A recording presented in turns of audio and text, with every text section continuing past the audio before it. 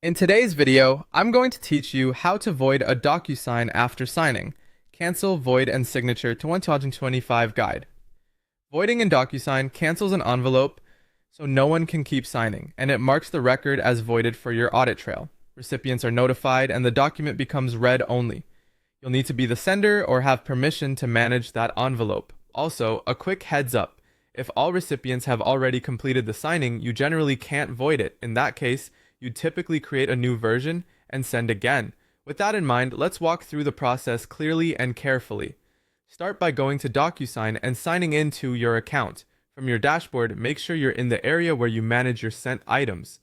Depending on your plan, this may appear under Send or Manage, but you're looking for the place that shows your documents and envelopes. Next, open the Agreements section. This is where your active and past envelopes live. It may be labeled Agreements or Documents in some layouts, but the idea is the same. You want the list of items you've sent or are responsible for. Scan for the envelope you want to cancel. If you're unsure, check the status column and the recipients to confirm you've got the right one. When you've located the correct envelope, look for the three dots next to it. That menu expands additional actions you can take on the envelope. Click the three dots to reveal the options. Choose Void from the menu. Voiding stops the signing process immediately and prevents any future actions on that envelope. This affects the entire envelope, not just one recipient.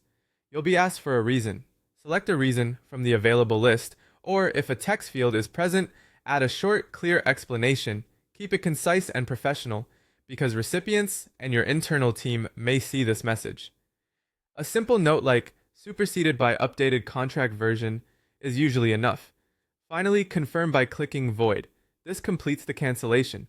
DocuSign will update the envelope status to voided, and recipients will receive a notification that the document is no longer available for signing. You'll still see the envelope in your records for compliance and reporting, but it can't be resumed or edited. A few practical tips before we wrap up. Voiding is permanent, so double check you've selected the correct envelope. If you only need to fix a typo, a recipient, or a date on an in-progress envelope, the correct feature may be a better option than voiding.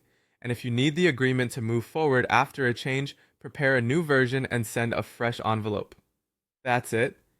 You've successfully voided a DocuSign envelope with confidence and a clear paper trail.